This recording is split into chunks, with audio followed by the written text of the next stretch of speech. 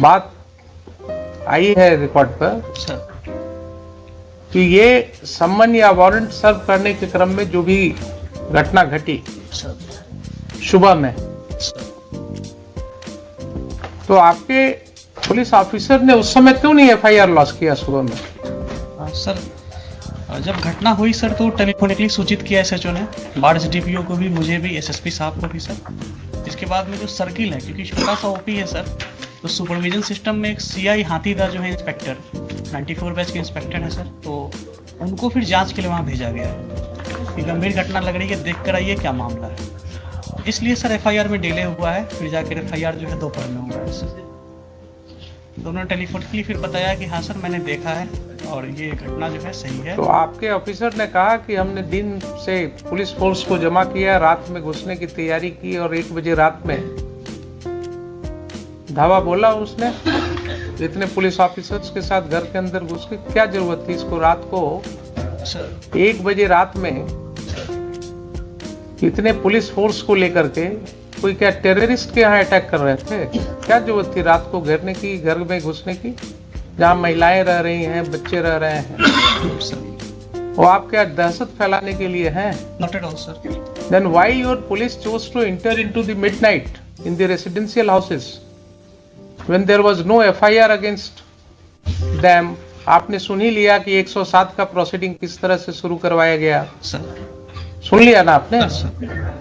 तो आपकी police force को 1 बजे रात में गांव में मल्टीपल हाउसेस में इंटर करने की क्या जरूरत थी? ऐसी कौन से टेररिस्ट थे वहां, कौन से ऐसे गुनाहगार थे जिनके लिए रात को आपको घेरने की जरूरत थी? कोई है एक्सप्लेनेशन इसका? सर वो एफआईआर हुई थी तो उसी के एफआईआर तो बहुत होते हैं आपके पास एसपी साहब, एफआईआर तो बहुत होते हैं, सीरियस ऑफेंसेस के एफआईआर होते हैं। ये सब ऑफेंसेस क्या थे? कुछ नहीं थे। आपके ओपी में देख ही लिया आपने कि सम्मन भी नहीं प्रॉपर सर्विस हुआ, कोई रिकॉर्ड नहीं है। एलिगेशंस है कि साहब पुलिस वाले उसी सम्मन के आधार पर लोगों को और वारंट के आधार पर लोगों को धमका रहे थे, तो उसके वजह से कुछ लोगों ने उसका विरोध किया, और विरोध किया तो उसके ऊपर ये कार्रवाई हुई रात में, आधी रात को घुस गए आप लोग घर में। क्या आप किसी सभ्य समाज के आदमी हैं कि नहीं है? है ना सर? आपको क्या लगता है, आप तो बड़े ओहदे पर हैं, क्या इस तरह की घटना में रात को 1 बजे पुलिस को घर में घुसने की जरूरत होनी चाहिए? सर एसएचओ ने एक्सप्लेन किया कि जो पैरामिलिट्री बीएसएफ थी सर, वो इलेक्शन पर्पज से दी गई थी, नियर बाई स्टेशन थी वहाँ पे, राइट। तो उसको इनपुट मिला कि जो कांड में एक्यूज्ड हैं वो घर पे हो सकते हैं, तो उसने सर रेड किया था। फिर हमें इंटीमेट किया कि ठीक है, मान तो लिया कि घर में हो सकते हैं सर। हमारा कहना है कि वो कांड कौन सा ऐसा कांड था जिसके लिए रात को 1 बजे आपको घुसने की जरूरत थी रेसिडेंशियल हाउस में? दोस्तों देखिए, यहाँ पर कोई घटना हुई है जिसका यहाँ पर कोर्ट में जिक्र हो रहा है, तो जो जज साहब हैं वो एसपी साहब को कह रहे हैं कि आपको अगर आपके पास किसी के खिलाफ अगर एफआईआर था तो आपको रात में दबिश करने की क्या जरूरत थी? आप दिन में भी वो काम कर सकते हैं। लेकिन दोस्तों ज्यादातर ये होता है, हम लोग का भी पुलिस के साथ कभी बातचीत होती है, रात में क्या होता है कि उनको पकड़ना थोड़ा आसान होता है। जब भी पुलिस को मिलती है कोई इनपुट कि फला आदमी कहते हैं घर में आया हुआ है, इसमें उपलब्ध है, तो पुलिस जो है अपने इनपुट के बेसिस पे काम करती है, और ज्यादातर जो दबिश वगैरह है पुलिस रात में ही देती है ताकि वो अपना काम करके चली आए। लेकिन यहीं पर देखिए, चाहे जो भी हो, लेकिन चाहे पुलिस हो चाहे कोर्ट हो, चलता तो वो संविधान से है। लेकिन जब कभी भी आप कचहरी जाएंगे या फिर कोर्ट जाएंगे या फिर जब आप कभी थाना जाएंगे, वहां के वर्किंग को देखेंगे, जो किताबों में बात लिखी होती है और जो एक्चुअल में होता है वो बहुत डिफरेंट रहता है। तो जो किताबी चीजें हैं वो जमीनी स्तर पर लागू नहीं होती, ये जज साहब भी इस बात को समझते हैं। इसीलिए देखिए यहाँ पर, लेकिन कोर्ट तो चलना है कॉन्स्टिट्यूशन से। अगर आपके कॉन्स्टिट्यूशन के खिलाफ जाके पुलिस कोई काम कर रही है तो आप तो कोर्ट जाएंगे, कि जब भी कभी आपका किसी अधिकार का हनन होगा तो आप कोर्ट तो जा ही सकते हैं। तो वही यहाँ पर कोर्ट में मामला आया है, तो जो जज साहब हैं, एसपी साहब से वही जवाब तलब कर रहे हैं कि आप बताइए, आपको रात में जाने की ज़रूरत क्या थी? सभ्य समाज में लोगों के यहाँ महिलाएँ भी होती हैं, रात में सो रही होती हैं, बहुत सारी चीज़ें, बहुत तरह की अवस्थाएँ होती हैं, तो आपको रात में ही दबिश करने की क्या ज़रूरत थी, जब उसके पहले उसका कोई क्रिमिनल हिस्ट्री नहीं थी? तो ये यहाँ पर इस प्रोसीडिंग में हो रहा है। कोई ऐसा कांड होता, कोई ऐसी बात होती कि जिसके लिए बिल्कुल नैप करना है, कोई किसी के घर से ना आपको कोई आर्म मिला, न कोई एक ठो जिंदा कारतूस मिला, तो आपका इनपुट क्या था? नहीं था। रात को 1 बजे रात में कौन सी ऐसी घटना थी जिसके लिए आप घुस गए? ये भी आपका नहीं है केस कि हाँ कोई आपको ऐसा इनपुट था कि साहब काफी हथियार का जखीरा वहां रखा हुआ है गांव में, इतने लोगों के घर में, इसके लिए रेड करने गए थे आप। और कोई कांड तो ऐसी थी नहीं। इस तरह का तो रोज आप लोग देखते हैं, गांव में छोटी छोटी सी बातें होती रहती हैं। ये तो बहुत छोटी सी बात मेरे ख्याल से थी। अगर आप रूरल के एसपी हैं तो आपको गांव की समाज की हालत पता होनी चाहिए। Sir, in my humble perspective ये छोटी बात नहीं थी सर। हाँ। एक ऑन ड्यूटी एएसआई के साथ गांव में बदतमीजी की गई। हाँ। जब वो थाने पर आकर एसएचओ को नरेट किया, उसके सून आफ्टर सर मेरे पास वीडियो भी है सर, अगर प्ले करने के लिए परमिशन देंगे हम प्ले भी करना चाहिए। बिल्कुल करेंगे। तो उसके बाद में सर वहाँ पे ओपी पे लोग आए, वहाँ पे मैन हैंडलिंग वगैरह की गई थी सर। फिर एक सीआई साहब को जब हम लोगों ने भेजा सर, तो उन्होंने भी बताया कि हाँ सर यहाँ पे ऐसी ऐसी स्थिति है।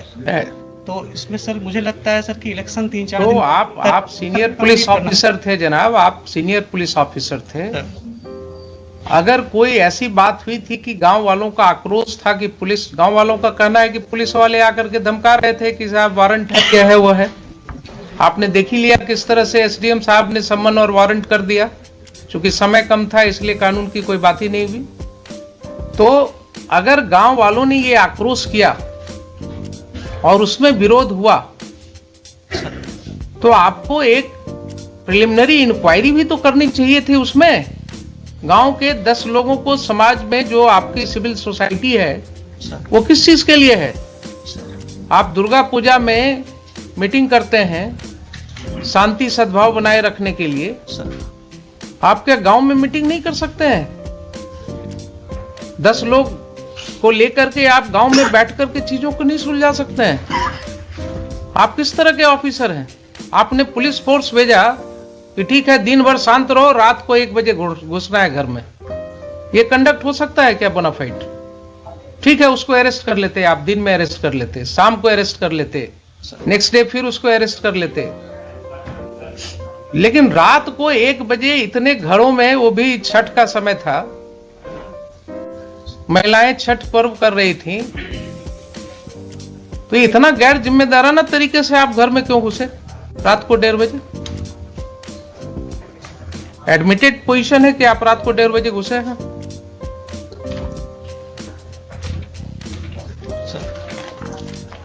आप जस्टिफाई कर सकते हैं अपने इस कंडक्ट को। मान लिया पुलिस के ऊपर आक्रोश था लोगों का, लोगों का आक्रोश हो सकता है, गलत भी हो सकता है, लेकिन कोई ऐसी घटना नहीं है कि अगर आक्रोश हुआ तो उसको सुलझाया नहीं जा सकता है। दे वर नॉट टेररिस्ट्स। किसी का कोई क्रिमिनल रिकॉर्ड नहीं है आपके पास। सर एक का है सर, एक का है तो आप उसको पकड़ लेते, उसको अरेस्ट करके ले जाते।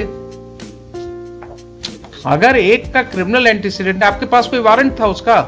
नहीं, वारंट नहीं है सर। तब फिर आप क्या करते? थाने पर जो अटैक है सर, उसमें जो व्यक्ति, भाई एक का हमने देखा है, एक का किसी का वो चोरी वाला केस है सर, एक जो चोरी वाला केस है दूसरे पुलिस स्टेशन का। सर बरौनी का है सर। बरौनी का है। तो आप तो कानून जानते हैं कि दूसरे पुलिस स्टेशन का केस है, अगर उस केस में उसका अरेस्ट वारंट होता, वो अरेस्ट वारंट वहां से इंडोर्स होकर के कोर्ट से पुलिस ऑफिसर आता आपके यहाँ उस थाना में, वहां से आप डेप्यूट करते किसी को, उसके अरेस्ट की कार्रवाई कर सकते थे। लेकिन आप कर रहे हैं कि उसका भी कोई वारंट ऑफ अरेस्ट नहीं था। सर एक सबमिशन है सर कि ये जो 107 की प्रोसीडिंग की जो एस्पेक्ट सामने आए हैं सर, उस समय तक ये नहीं थे सामने में सर। दूसरा कि जो हम लोगों की जो भी रेड एक चीज बताइए सर, क्यों नहीं थे उस समय तक आपके सामने? आप और एसडीएम साहब, आप ही दोनों पर जिम्मेवारी थी ना कानून को समझने की। एसडीपीओ है लोकली वहाँ पे सर, एसडीपीओ बार, एसडीएम बार जो भी है सर। तो एसडीपीओ बार या एसडीएम बार सर इन्हीं की जिम्मेवारी है ना सेक्शन 107 सीआरपीसी पढ़ने की। सर अगर इन्होंने नहीं पढ़ा और गलत कार्रवाई की तो ये एस्पेक्ट क्यों नहीं समझ में आया तब तक लोगों को? क्यों इसके लिए हाईकोर्ट आना पड़ा लोगों को? और ये जो समय हम लोग लगा रहे हैं इसमें, यहां सेक्शन पढ़वा रहे हैं, आपके एसडीएम साहब ने एडमिट किया ना अभी कि इसके पहले नहीं पढ़ा था कभी। तो क्या अनफॉर्चुनेट चीज है कि जिस ऑफिसर को 107 प्रोसीडिंग इनिशिएट करना है उसने कभी 107 पढ़ा ही नहीं है। क्या कानून का राज है? देखिए, ऐसा कहीं हो सकता है? नैतिकता के तौर पर कानूनन तो छोड़ दीजिए, he is incapacitated to remain SDM of the district और द प्लेस सब डिवीजन। दोस्तों यहाँ पर क्या हुआ कि जिस एसडीएम को कानून बनाए रखने की जिम्मेदारी दी हुई है, उसको एक्चुअल में उसने बोला कि मुझे कानून नहीं पता था कि सीआरपीसी का कानून था, वही नहीं मालूम था। तो यहाँ जज साहब बोल रहे हैं कि ऐसे आदमी को जिसको कानून बनाए रखने की जिम्मेदारी दी गई हो, उसको ही अगर कानून नहीं मालूम है तो क्या वो अपने पद पे रहने के लिए वो सही है कि नहीं? अपने पद पे रहने के लिए मतलब देखिए कि मतलब जो जज होता है उसकी कितनी बड़ी पावर होती है। हाई कोर्ट का जो जज होता है कि उसके ऊपर कोई नहीं होता है। और कहीं ना कहीं दोस्तों, जिस तरह समय चल रहा है, हमारा जो सिस्टम है पूरा देश को 3 कैटेगरी में बांटा गया है, लेजिस्लेटिव, एग्जीक्यूटिव और जुडिशरी। हम चाहे लेजिस्लेचर वो होते हैं जो कानून बनाते हैं, एग्जीक्यूटिव वो होता है जो कानून का पालन करता है, और जुडिशरी में कोर्ट वगैरह आ जाता है। लेजिस्लेचर और एग्जीक्यूटिव आज भी लोगों को कहीं ना कहीं उनके ऊपर जो विश्वास है वो हट रहा है। लेकिन कानून के ऊपर, कानून ही ऐसी चीज है, जुडिशरी ऐसी चीज है जहां पर लोगों को कम से कम आम आदमी, हो सकता है कभी कभी कोर्ट भी थोड़ा कहते हैं पक्षपात करता हो, लेकिन जब वो बहुत बड़े लेवल के केस होते हैं वहां पर कभी हो सकता है। नहीं तो कॉमन आदमी को आज भी उम्मीद है कि अगर हम कोर्ट जाएंगे तो हमारे साथ न्याय होगा, सामने चाहे जितना बड़ा व्यक्ति खड़ा हो। तो जुडिशरी और कानून के ऊपर आज भी लोगों का विश्वास बना हुआ है। भले लेट लपेट लगता है, कोर्ट के ऊपर बहुत सारे प्रेशर हैं, लेकिन उसको पता है कि अगर जाएंगे, जज के सामने पेश होंगे, अगर मेरी बात सही है, मेरे पास अगर एविडेंस होंगे तो मेरी बात सुनी जाएगी और उस पर कोई ना कोई एक्शन और मेरे साथ न्याय जरूर होगा। ये विश्वास लोगों को आज भी न्यायपालिका के ऊपर बना हुआ है। जो व्यक्ति कहे कि हमने पढ़ा ही नहीं है आज तक प्रोविजन को, उसको क्या अधिकार है उस पद पर रहने का? और आप कहते हैं कि आपके ख्याल से बहुत बड़ी चीज थी, थाने पे अटैक हुआ था, बहुत बड़ी चीज थी। आपका एफआईआर सामने है, आपके एफआईआर में कहीं नहीं लिखा हुआ है कि कोई भी ग्रामीण वहां कोई हथियार के साथ था। लाठी के साथ है सर। अब सुन लीजिए जरा सा, कुछ नहीं कहता है कि किसी ने एक लाठी भी चलाया आपके पुलिस ऑफिसर के ऊपर। सर एक बार वीडियो देख लिया जाएगा, मेरे पास पेन ड्राइव है। हाँ देख लेते हैं, देख लेते हैं। और एफआईआर तो सामने है ना सर। एफआईआर जरा निकालिए ना। Let us talk to the 26 मानव पेज 26